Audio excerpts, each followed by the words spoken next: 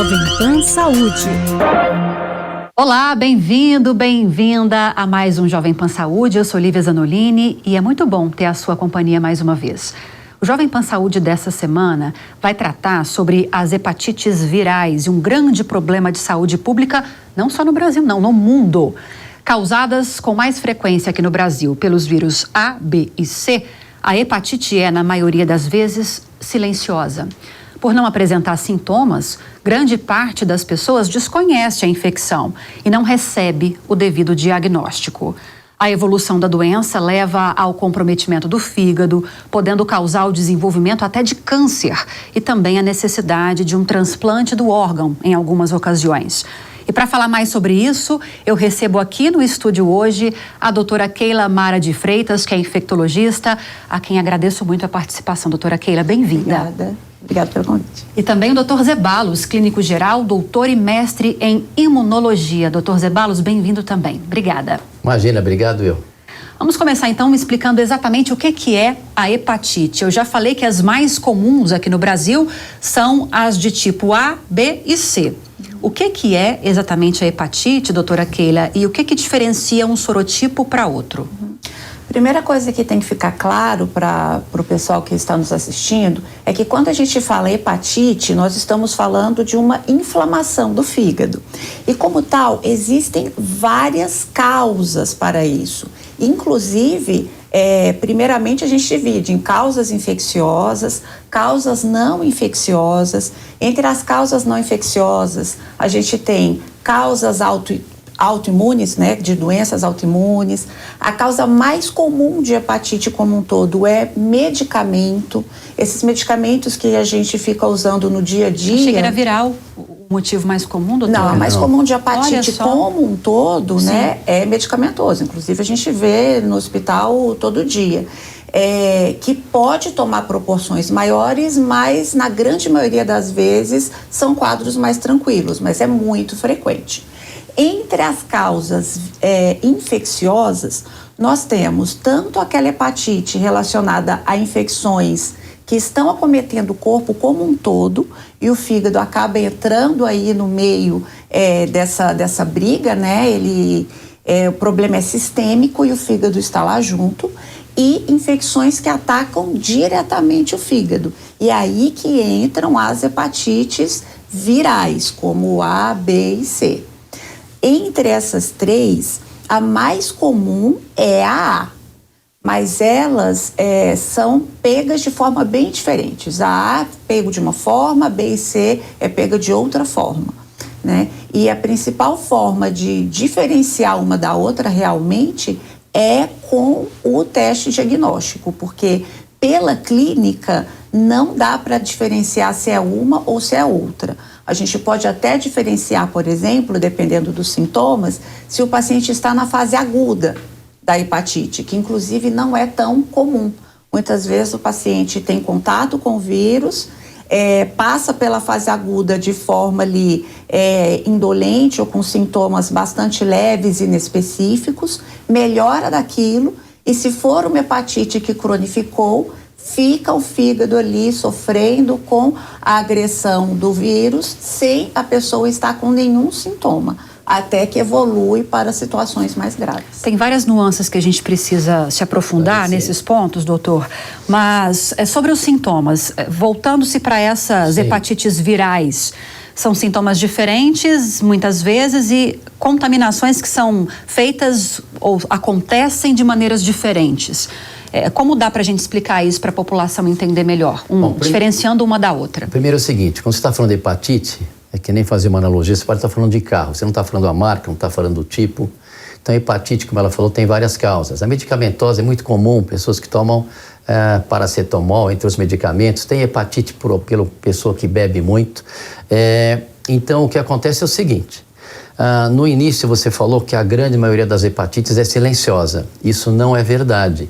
O que é silenciosa é a hepatite C, ela é das mais das silenciosas e isso que é um problema. Por isso que a importância de você fazer sorologia e pesquisar. Os sintomas, como ela falou, são muito parecidos daquela fase aguda no começo.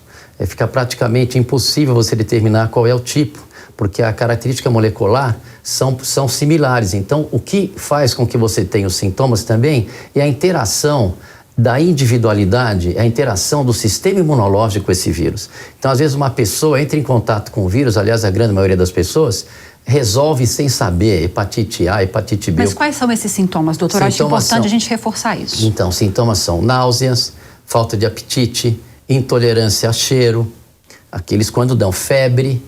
Aí a primeira coisa que acontece é a urina ficar escura, que é aquele de Coca-Cola. Aí depois o chamate, e aí depois ela fica ictérica, que é porque ocorre uma estase, uma diminuição da eliminação da bile.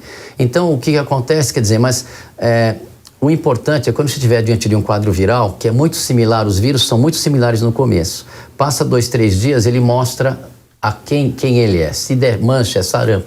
Se der aumento de fígado, náusea, vômito e alteração de você não tolerar nenhum cheiro de cigarro, é muito comum a pessoa não tolera o cheiro de cigarro, aí você chega, faz o diagnóstico, geralmente nos exames de sangue a primeira coisa que acontece é em níveis altíssimos de transaminases, na casa de 1.000, 1.500, 700, que são, porque o que acontece é o seguinte, o fígado, ele tem essa enzima dentro da célula. Quando morre essa célula, alcança a circulação.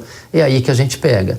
Mas eu quero falar para quem está assistindo a gente que é fundamental entender que o nosso sistema imunológico, ele é perfeito. E isso que nós estamos mencionando é um alarme, analisando que são 9 bilhões de pessoas, é um alarme que merece cuidado, merece você fazer os seus exames regularmente para ter o diagnóstico das hepatites e depois, dependendo da hepatite, você monitora. É importante saber que desde 2013 diminuiu muito os transplantes de fígado, que a hepatite C levava muito a transplante de fígado por conta de 2 antivirais que resolveram o problema da hepatite C. Paradoxalmente, ela não tem vacina. Já a hepatite A e B tem vacina e tem há mais de 20 anos que eu dou vacina para hepatite B e se resolve também. Aqui no Brasil, tá no programa infantil você dá vacina para hepatite. Agora tem uma conjugada A e B. Então, é uma questão de orientar a população, educar a população, porque nós temos maneiras de prevenir essas complicações. Agora, lenta mesmo, insidiosa, que passa desapercebida, é mais hepatite C. Sim. E é Ela isso. é mais letal, doutor, ou não? Também. A mais letal, quer dizer, aí é que tá. Se você analisar as estatísticas, a hepatite B é a que mais mata. A hepatite C é uma espelho da outra. Por exemplo, a hepatite C, ela desenvolve mais cirrose e menos câncer. A hepatite B vai mais para câncer e menos cirrose. Agora, se você olhar nos dados que você viu, que eu tive o cuidado de olhar, 80% das mortes são por hepatite B, 83%. E depois o restante aí é 10% da hepatite C. Sim. Mas eu não quero que as pessoas fiquem alarme, eu quero que as pessoas fiquem alarmadas, eu quero que as pessoas se cuidem, entendam que o nosso sistema imunológico é bom. Tem muitas pessoas que descobrem que já tiveram hepatite. Às vezes você pega uma sorologia para hepatite C, ou é falso positivo, ou seja, não é, você tem que fazer uma dosagem de pesquisar o genoma do vírus por uma técnica chamada PCR, que você vê a quantidade ou a qualidade, aí às vezes é negativo. Então você tem 2 possibilidades para explicar esse fenômeno. A primeira possibilidade é, ele já teve e curou, sem saber, ou é um falso positivo. Sim. Então é isso. Vamos aproveitar que o senhor me deu o gancho aí desses dados da Organização Mundial da Saúde. Deixa eu trazer esses números para você que está nos acompanhando e a gente já vai repercuti-los com vocês, tá bom? Com os profissionais que estão aqui comigo. Vamos lá, gente. A Organização Mundial de Saúde divulgou esse relatório global trazendo dados sobre hepatites de 2024. Nesse documento, a gente precisa destacar alguns pontos importantes. Primeiro, os dados foram coletados em 187 países e o número estimado de mortes por hepatite viral aumentou de 1,1 milhão, isso em 2019, para 1,3 milhão em 2022. Dessas, agora o dado que o doutor trouxe agora para a gente, 83% foram causadas pela hepatite B e 17% pela hepatite C. Hepatites virais causam a morte de cerca de 3.500 pessoas por dia no mundo. A doença é, portanto, a segunda principal causa infecciosa de morte em nível mundial. Cerca de 6.000 pessoas são infectadas por hepatite viral todos os dias. Segundo a OMS, 254 milhões de pessoas viviam com hepatite B e 5 milhões com hepatite C, isso em 2022. Metade das pessoas afetadas pela doença possuía entre 30 e 54 anos e apenas 12% menos de 18 anos. Os homens representam 58% de todos os casos. Número de pessoas diagnosticadas agora e que são tratadas adequadamente ainda é considerado baixo. Por exemplo, em 2022, apenas 13% das pessoas que viviam com infecção crônica por hepatite B foram diagnosticadas e apenas 3% receberam a terapia antiviral. A região com maior incidência de hepatites virais é a região africana, com apenas 18% dos recém-nascidos sendo vacinados contra a doença ao nascer. Bangladesh, China, Etiópia, Índia, Indonésia, Nigéria, Paquistão, Filipinas, Federação Russa e Vietnã assumem coletivamente quase 2/3 do fardo global da hepatite B e C. A meta da OMS é tratar 80% das pessoas com a doença até 2030. O objetivo é alcançado ou será alcançado se forem tomadas medidas de diagnóstico, prevenção e tratamento. E tudo isso, gente, em tempo, rapidamente. Agora, voltando a falar um pouquinho sobre as formas de infecção, no caso das hepatites virais, e também tentando traduzir um pouco esses números, doutora Keila. A senhora havia falado que das virais, as formas de contaminação se diferem. Queria falar um pouquinho mais sobre isso. Sim. A hepatite A, a forma de transmissão é se alimentando de bebida ou comida contaminada. Sim. Então, é mais parecido com uma parasitose. Já a B e a C, mais a B, mas a C também, é o mais parecido com infecção sexualmente transmissível, por exemplo. Então, além de poder pegar pela via sexual, se pode pegar pela transmissão vertical, que é quando a mãe tem o vírus durante a gestação circulando no corpo e passa para o bebê. Pode pegar compartilhando seringas, com procedimento, seja tatuagem, que vai ter uma invasão do organismo, um contato de um material com o sangue da pessoa, né, como uma agulha, tatuagem e tal, e não está adequadamente esterilizado. Então, poderia pegar até com a manicure, sim, por exemplo. Isso é mais comum, a gente tem mais medo, inclusive, da hepatite C por essa via, se o material não for adequadamente esterilizado para poder usar. Então, na verdade, qualquer um pode pegar.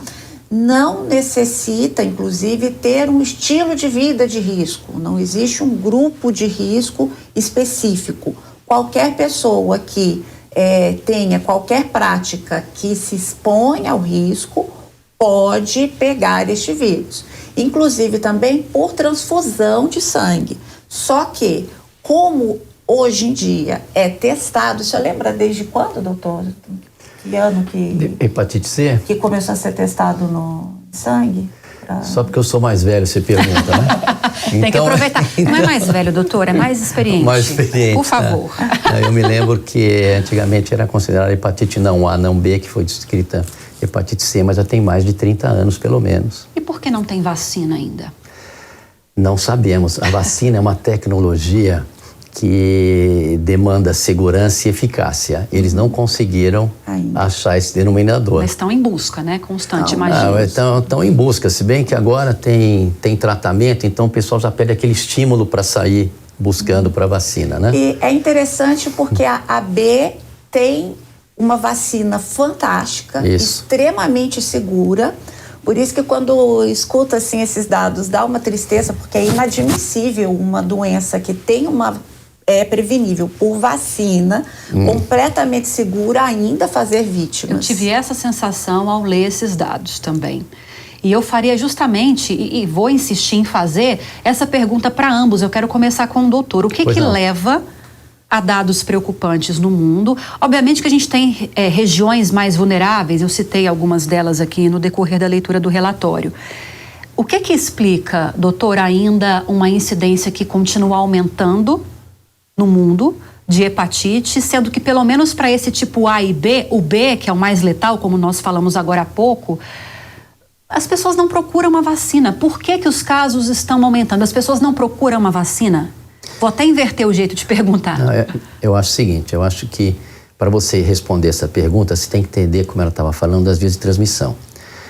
Os países mais pobres que não têm um saneamento básico adequado, fica difícil você controlar aquela hepatite que é oral fecal, que é da hepatite A. Sim. Que é quando eu peguei, na época eu era jovem, eu surfava na Praia do Tombo, peguei uma hepatite A.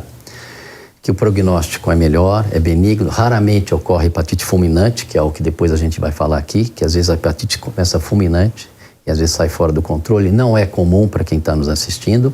Então, respondendo a sua pergunta, saneamento básico é uma coisa que fica difícil o controle. A vacina de hepatite A e B não são todos os países que têm condição de ter, não são todos os países que têm condição de comprar. Então, se você fizer um levantamento por região, você vai ver exatamente aquilo que você falou. As regiões mais carentes, elas não podem se prevenir, como tem hepatite A e B. Já a hepatite C tem tratamento, mas o tratamento é caro. Então, como é que você vai solucionar agora? Se você olhar para a Organização Mundial de Saúde, eu já falo isso faz algum tempo, existem algumas prioridades. As hepatites são realmente um assunto importante, mas existem umas prioridades, porque seria investir mais em saneamento básico no mundo inteiro, porque não é só hepatite que você vai controlar. Sim. Não sei se você sabia, mas se não existisse cloro que a gente põe na água, a população desapareceria em 1 ano. Por causa das doenças. Por causa das doenças transmitidas pela água, pelo enterofecal.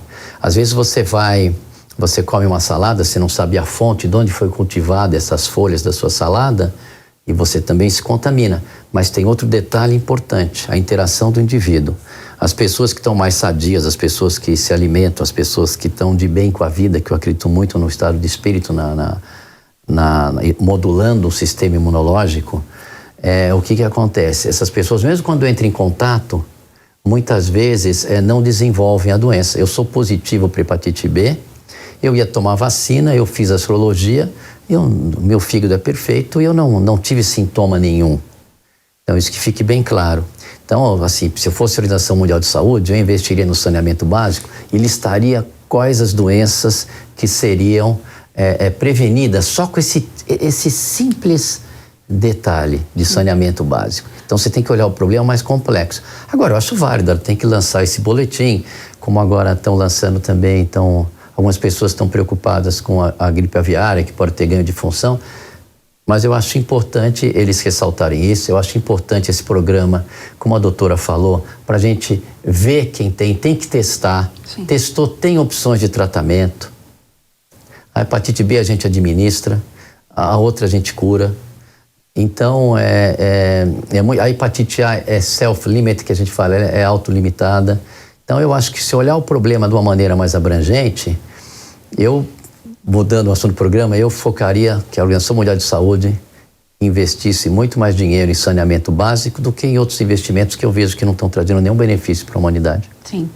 Deixa eu pegar esse gancho mais uma vez da questão do diagnóstico, doutora Keila, e das formas de tratamento, né? Depois a gente volta a falar um pouco mais de esquema vacinal, de como está funcionando hoje aqui no Brasil. Sobre esse teste, como é feita exatamente a detecção da hepatite, aí falando de uma forma geral, se possível, e tratamentos também. Eu sei que é abrangente, mas pelo menos focando nos aspectos principais. Uhum. Bom, o teste, ele é extremamente simples, o teste de rastreio, né, que é o que a gente precisa fazer para todo mundo, é feito a partir do sangue e identifica anticorpos que o indivíduo produz, anticorpos específicos que ele produz ao entrar em contato com aquele vírus. Então, inclusive, hoje tem testes rápidos, parecido com o teste de gravidez, que colhe o sangue e em minutos já tem um rastreio se a pessoa teve o contato com o vírus ou não.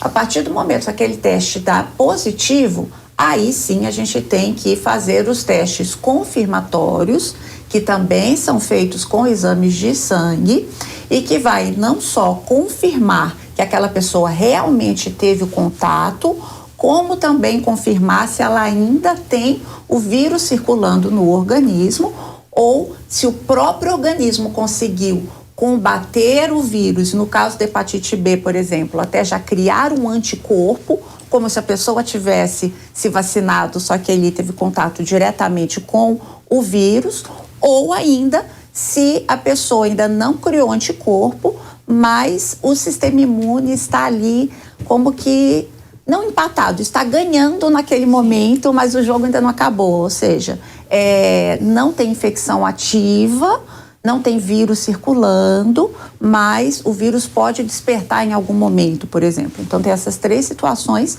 que a gente vai analisar em termos de exame de sangue após o resultado positivo do rastreio. Sim. Existe alguma linha de tratamento que geralmente é aplicada ou cada caso especificamente vai ter um tratamento diferente? Cada caso vai ter um tratamento diferente, mas de forma geral, a hepatite B, ela tem um controle, pode até chegar à cura, mas é mais complexo. Às vezes a pessoa se cura sozinha ou tem que ficar com o medicamento, que é um antiviral. Inclusive, alguns até a gente utiliza como parte do tratamento para um outro vírus, que é o HIV. E aí tem controle, enquanto a pessoa toma o medicamento ali todo dia, igual um remédio para pressão arterial, por exemplo, ou para colesterol, o vírus vai ficar indetectável, a infecção vai ficar controlada, o fígado não vai ser agredido. Com relação à hepatite C, não. Aí tem um tratamento, que tem várias linhas de tratamento, na verdade, que são antivirais de ação direta, e aí o tratamento tem dia e hora para terminar. Inclusive, hoje a gente já começa a ver, já há alguns anos, reinfecções de hepatite C. Porque antes, quando o tratamento não era tão bom, cronificava e ficava ali constantemente. Agora que a gente está vendo que tem um tratamento, uma cura eficaz, os pacientes também se reinfectam. Por quê? Para a hepatite B, se o indivíduo chegar a desenvolver um anticorpo, ele fica com a proteção.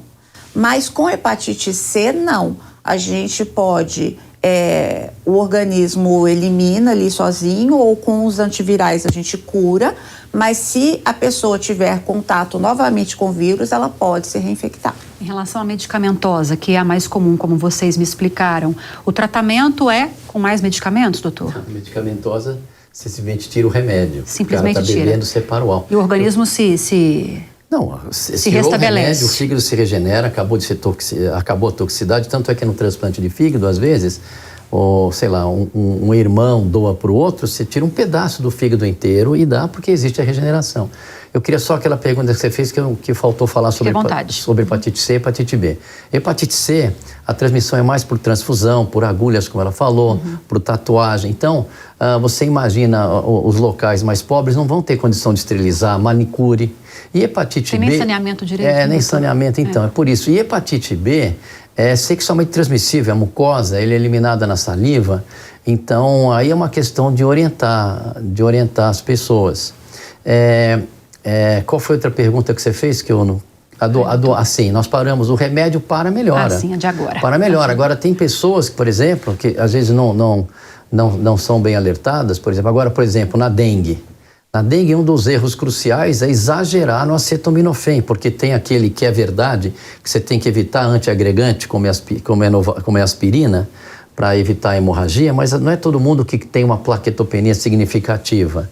Então, quer dizer, as pessoas ficam enchendo de Tilenol ou de acetaminofén. Aí a própria dengue em si já gera uma hepatite associada, uma inflamação do fígado. Isso agrava os sintomas da pessoa. Então, é muito importante você sempre conversar com o seu médico para ver a toxicidade de cada medicamento. E existe uma interação individual. o indivíduo interagindo com o vírus, o indivíduo interagindo com o medicamento, tem uns que não vão sentir nada, tem outros que vão ter casos graves. Então é muito importante a gente entender isso. Por isso que tem pessoas que passam batido pela hepatite B, passam batido pela hepatite C e outras que cronificam. O que a doutora falou é que depois de 6 meses, se o quadro de hepatite B persiste, ela é considerada crônica e a partir daí ela administra com esses medicamentos e você controla a doença. Como ela falou, diferente do caso da hepatite C, que a gente cura mesmo. Isso é um avanço maravilhoso. Foi incrível esse hepatite C em 2013, hein? Maravilhoso. Eu queria pegar um gancho do que o doutor falou, que eu acho um alerta bastante interessante, especialmente nesse momento que tem tanto vírus respiratórios circulando e vai ter ainda mais porque vai esfriar, a dengue que ainda não sumiu, a própria Covid que está aí com tudo, influenza que só está subindo, enfim. E é muito comum as pessoas se automedicarem e começa a passar mal, tem uma dor de cabeça, uma febre, vai se automedicando. Mas o que é importante das pessoas se atentarem, assim? Muitos medicamentos vendidos sem prescrição médica nas farmácias para sintomas de resfriado, mal-estar em geral, eles vão ter dentro da composição deles várias substâncias e a grande maioria delas, em algum momento, vai ter ou um anti-inflamatório não esteroide, que é um ibuprofeno, naproxeno, esses da vida, ou uma dipirona, ou um paracetamol. E aí é importante as pessoas prestarem atenção no que está nesses medicamentos, porque o que eu vejo bastante? As pessoas compram um remédio que tem um monte dessas coisas, e aí ela compra um outro para se associar que também tem aquele, por exemplo, um paracetamol.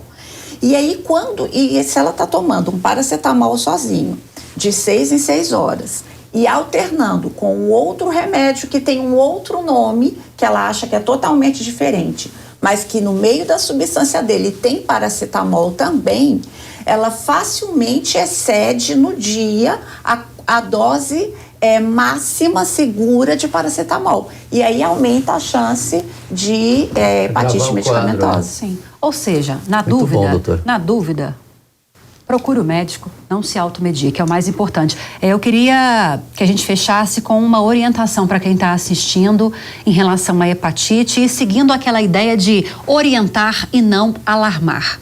Perfeito. O espaço é seu. Bom, querido, eu quero informar vocês que é muito importante vocês passarem com seu médico, fazer exames regulares. O screening para hepatite é algo que tem que estar nos check-ups. E tem soluções, tem várias soluções. O importante é você não perder o time. Nós vivemos aqui em São Paulo, Brasil, tem 2 mundos, um mundo com menos saneamento básico, um mundo com mais saneamento básico.